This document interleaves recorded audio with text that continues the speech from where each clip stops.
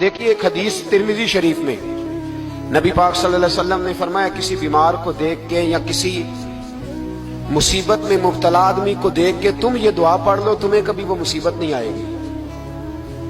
کیسی خوبصورت دعا ہے۔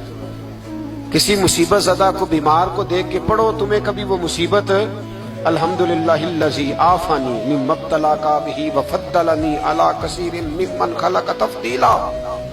اللہ تعالیٰ کا شکر ہے جس نے مجھے اس مصیبت سے عافیت دی اور اس بیچارے کو یا تجھے اللہ نے مبتلا کیا اور اللہ نے مجھے اپنی بہت ساری مخلوق پہ فضیلت دی ہے، یعنی اللہ نے مجھے بڑا اچھا رکھا ہوا ہے یار، میں تو الحمدللہ بڑا اچھا ہوں، دیکھو بیچارہ۔ یعنی یہ دعا بھی ہے اور اپنے اوپر شکر ادا کرنے کا ایک اعلیٰ حضرت فاضل بریلوی رحمت اللہ تعالیٰ علیہ کو نا گلے کے اندر چھوٹی چھوٹی 2 پھنسیاں نکل آئیں، تو اس زمانے میں طاعون کا مرض پھیلا ہوا تھا۔ ایک بڑے قابل حکیم کو لایا گیا، انہوں نے چیک کر کے کہا آپ کو تو طاعون ہو گیا ہے، فرمانے لگے چل دوڑ جا، مجھے طاعون نہیں ہو سکتا۔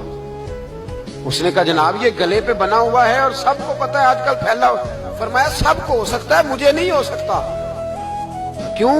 فرمانے لگے ایک بندے کو طاعون ہوا تھا تو میں نے اسے دیکھ کے وہ دعا پڑھ لی تھی جو نبی پاک نے بتائی ہے، لہذا حضور کا فرمان ہے تو مجھے ہر بیماری آ سکتی ہے پر یہ بیماری آ سکتی۔